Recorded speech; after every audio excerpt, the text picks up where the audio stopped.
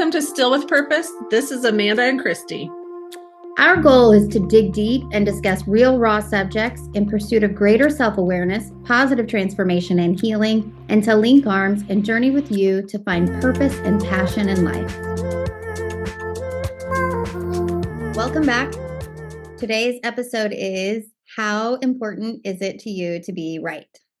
So Amanda, what's our quote? All right.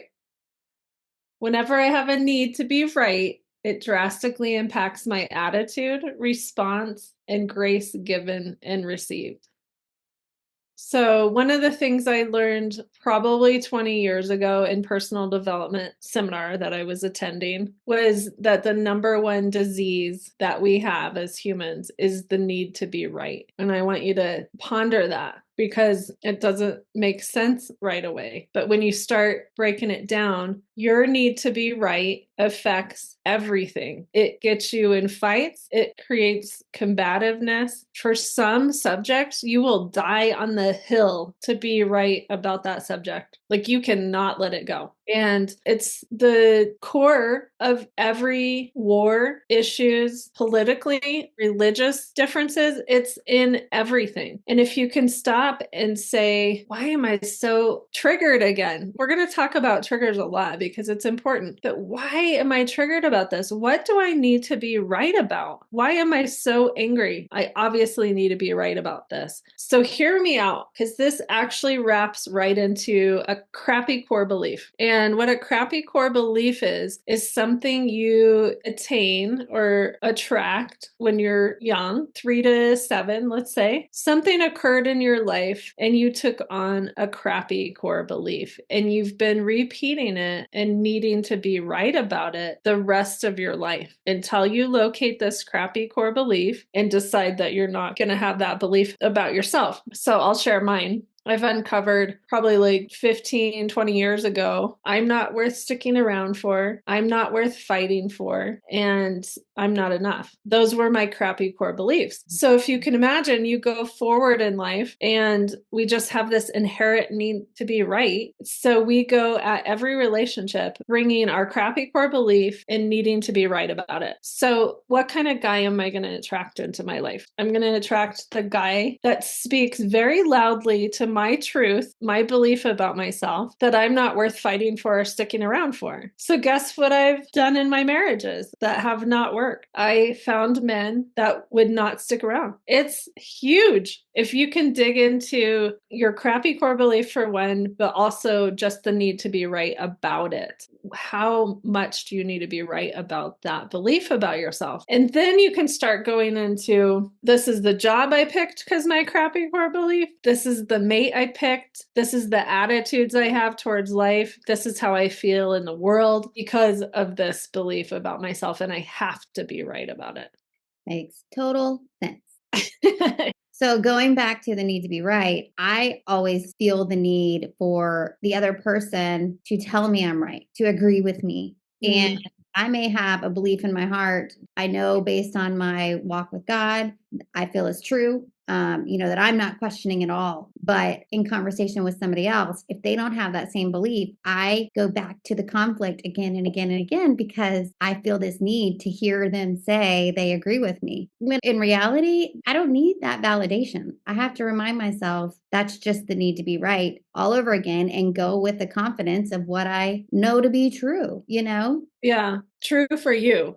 True for me. It doesn't have to be for them. And we're so fickle. We change all the time, our viewpoints. So you are needing to be right about something you might not even feel the same way about in 5 years. Just in relationships, if you have a lot of combativeness, you can just look at your kids' relationship. And if you're button heads with your kids, it's like, I need to be right as the mom because I'm the one in charge, and they need to be right. They're trying to find their power. And so they're going to fight you back. So here's a great example. When I got divorced, both times. Do I have to talk about this at every podcast? Yeah. No. Yeah. Because it's my story, and that's how you support other humans moving forward. So yes, I will talk about this. When I took off my need to be right, that I got screwed over, mistreated, left, wasn't enough. When I gave up that need in that story to myself, it completely took all the power off of the subject. So that's when forgiveness came in because I didn't need to be right about it anymore. Your brain actually physically stops looking for things wrong. So if you have a real irritated relationship in your life, try and figure out what you're trying to be right on, that you're being mistreated, or I don't know what it is for you, but there's a need to be right in every situation that is high irritation. So if you can locate that and switch it around, it's tremendous. It's such a valuable tool because, like I said, as soon as I took off the energy that he screwed me over and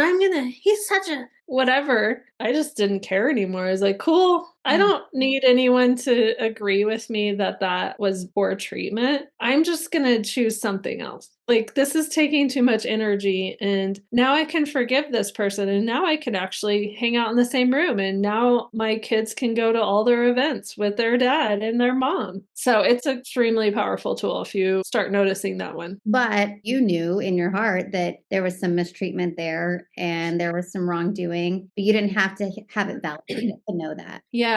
I wasn't possibly ever going to get an apology. Right. And I can tell you right now, there's some pretty huge scenarios in my past where I waited for an apology for 25, 30 years. On one specifically, for my stepdad, just did some things that were very damaging to the church and our family. And I didn't see him ever again because they got divorced and I went off to college. And then his daughter, who was my stepsister, was dying of brain cancer. And I went to go see her and he was there, obviously. And he just stopped me in the stairwell and said, I'm sorry. I'm so sorry. And he was crying. And that was the apology that I was waiting for 25 years. And I'm just like, I'm going to tell you right now, you will save yourself a ton of time to not sit around and wait for that apology. You don't need to be right about the situation. Yes, you were screwed over. Just don't die on the hill about it. Just go ahead and release that human. And forgiveness is not trust. Forgiveness is releasing them out of your space, out of your mental, emotional, spiritual space. Trust is earned, and you can choose out of being in a relationship with someone. You don't have to trust someone ever again. But forgiveness is like, cool, I'm not going to have all this negative energy towards this human. Releasing yourself. That's what I was going to say. Forgiveness is releasing yourself from the resentment and the anger. Yeah. So when you start noticing this stuff in yourself and start doing the personal work on yourself and really giving up the need to be right, eventually you can get yourself to the place of just complete contentment and utter peace. I'm not saying I never get triggered because I'm very clear I do,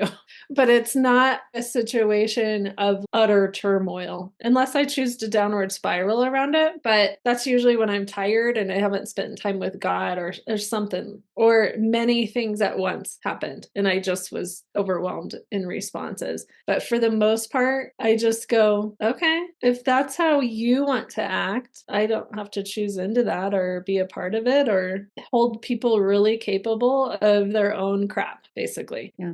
Going back to your crappy core beliefs and how they affect your attitudes in the world and the friends you choose or the mates you choose. I mean, I know years ago, I somehow developed this belief, and I didn't even know it, but I can see it looking back now, that I was more valuable to people when I was fun, life of the party. So I think I developed my personality based around that. And it typically came with a lot of alcohol, which since doing all of this personal growth, I've stopped drinking completely. It's been over 2 years now, which I still am loving because I realized I'm actually a pretty boring person. I don't like to go out and be the life of the party. You know, I love watching documentaries and I love anything about history, and I'd rather stay in and cozy up in pajamas than go out. But for years and years, you know, I would go out and party and drink and have a good time. And all of my friends did the same thing. And I attracted people who did that.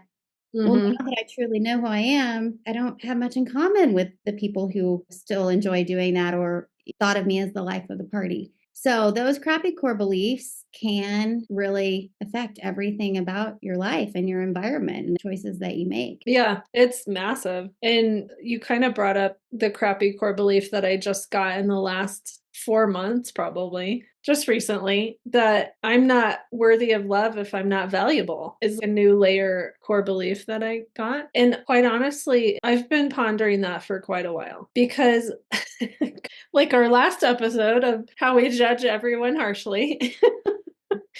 So now I'm going to be a hypocrite in this situation, but I highly judged people that strived for attention and validation. And it's a great example of I judge that in others, but I get validation through humor and making people laugh. And so I was the life of the party without alcohol, but I was still not pressured, but people definitely invited me to parties to bring my personality. And then there's other people that would be like, I actually don't care for your personality at all. So I don't want you at my party at all. Just in case they're listening, I wanted to call that one out. But I'm not a monkey with clinging cymbals that you put a quarter in. When I finally figured out boundaries and saying no, like those are really surfacey conversations for me. And when you start growing and building yourself up, the surfacey conversations just aren't going to cut it. Right. And honestly, I just saw this quote 2 days ago, actually. It's in my little thing to bring onto Facebook eventually, but alcohol actually helps you get over the surface conversations that are Oh, going I on. definitely think that's true. Yeah, it's just an interesting thing to think about, just It- going off of what you were talking about. But if I don't feel like I'm worthy of love unless I'm bringing value to the relationship, do you see how much that showed up in all the stories I've even told so far? Like I'm just striving and anxious and need your validation, and now I'm a codependent.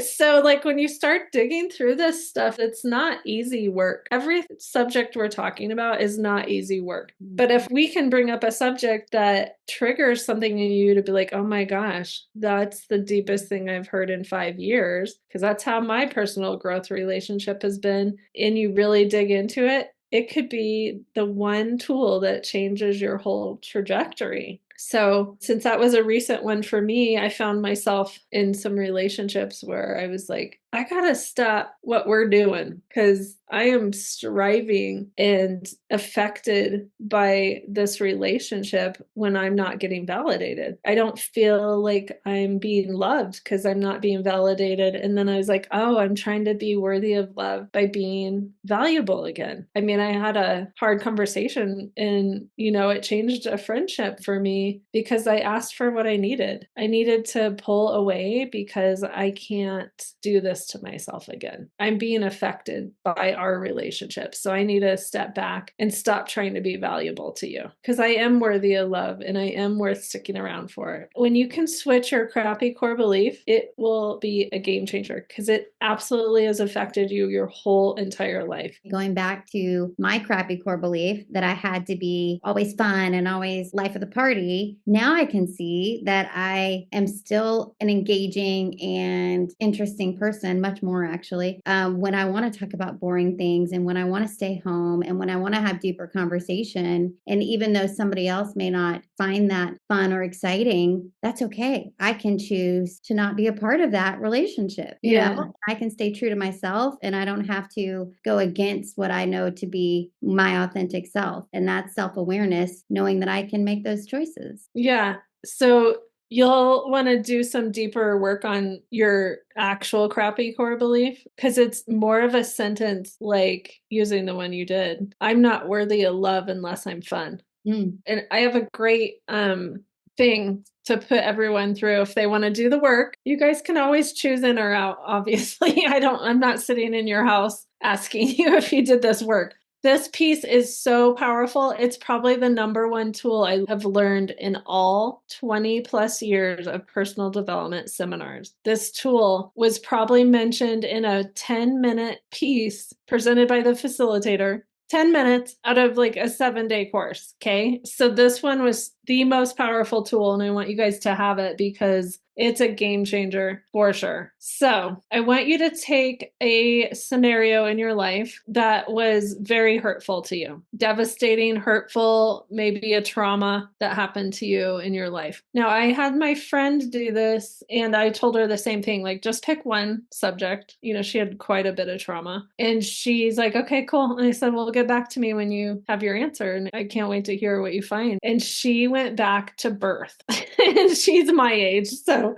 she wrote out 20 pages of her choices. And it was so powerful to her that she came back and said, yeah, this is my crappy core belief all the way through every single choice I made. And so this piece is really, really cool. So what you do is you get a new notebook or blank sheets of paper or whatever. I'm not sure you want to keep this. Like you probably want to light it on fire when you're complete. Because we don't need all this negativity, you know, but it's a powerful tool. So basically, there's another really powerful quote that is, I'm exactly where I'm at today because of all my choices. So what you do is you take the scenario or the trauma and you write, I chose over and over and over. I chose, and then you fill in the blank.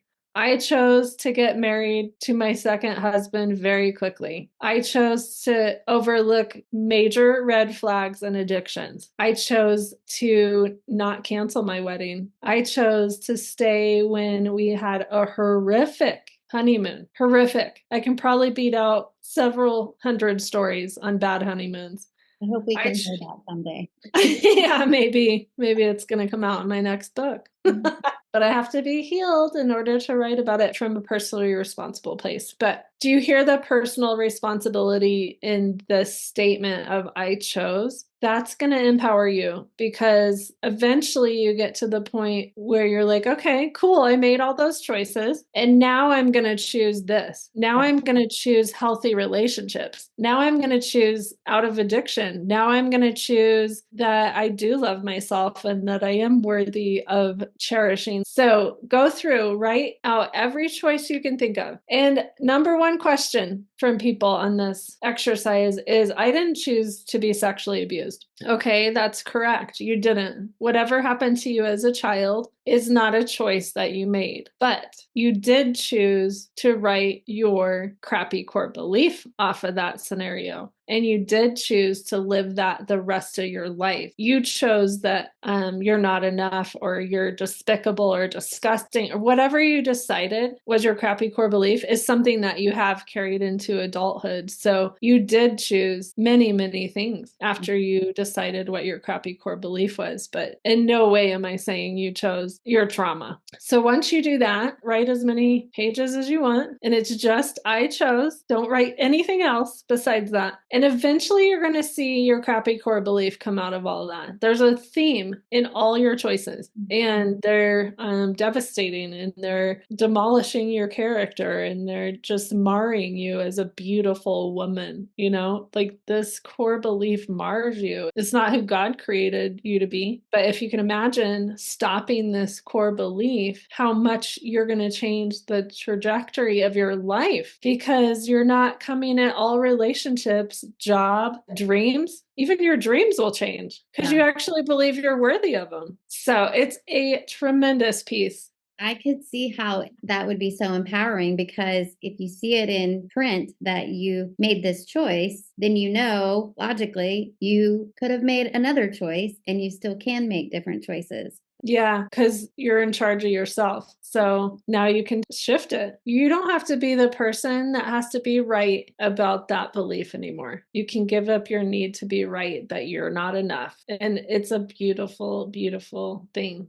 And do you think that when people kind of have the mentality that life happens to them rather than, you know, making the choices and helping to steer with God's guidance, of course, hopefully, the way life is going, and going back to the victim mentality that we've talked about before. Yeah. Again, I can see that this exercise will really help people step into that empowerment of choosing paths. Yeah. Stop blaming. Mm-hmm. I mean, usually when you look at your trauma, you need to be right that you were completely screwed over in every way. And it's true. You probably were in every way. And it's horrible that it happened to you. It shouldn't happen to any human in the world. And you are empowered now with a tool that helps you say, okay, I did choose to have no security about myself. I did choose to, I don't know, you know what teens do to void fill and get through their traumas. Yeah. We literally have no tools when we're teens. So we're just basically trying to survive. But as an adult, you can't just keep surviving. You have to choose into something better for yourself. You don't have to. I would definitely encourage you to, though. I think just being even more vulnerable here, going back to my choice in using alcohol for so many years, I chose to do that. And then I mentioned in another episode, I've dealt with anxiety. I definitely think alcohol leads to anxiety. And I made that. So rather than me just feeling like a victim, like, oh, I have anxiety and that's just part of life, I can see that the choices that I made based, again, on crappy core beliefs led to having to deal with that problem in life. Yeah, that's a huge find. And you can say, everyone who's listening, is you're choosing to listen to a podcast that is bringing up some really raw truths and tools, and you're choosing to shift some things in your life so that you can be the best you that God created you to be. It's not easy, but it's worth it. Should we talk about some things that our listeners could do this week to help continue the growth? Yeah, the journaling and reflection time. Okay, what do you got? All right, so number 1, what do you think your crappy core belief is? Number 2, journal through one situation with the sentence, I chose. Find the common belief about yourself. 3, come up with a sentence of now I choose and state healthy qualities you desire to have in your relationships, etc., and print it out and read it often.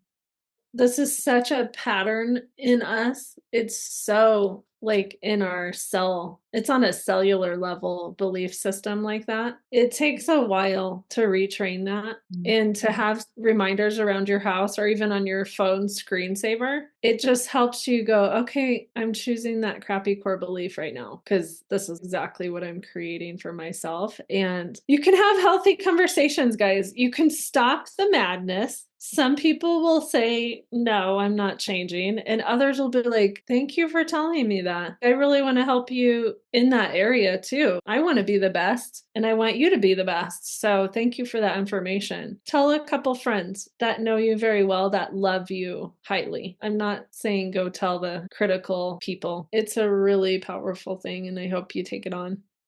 Okay, thank you for a great discussion. We will see you next week. Bye. Thanks for joining us today. We know your time is valuable and we hope you have a phenomenal week. Until our next episode, find more content and social links at stillwithpurpose.com.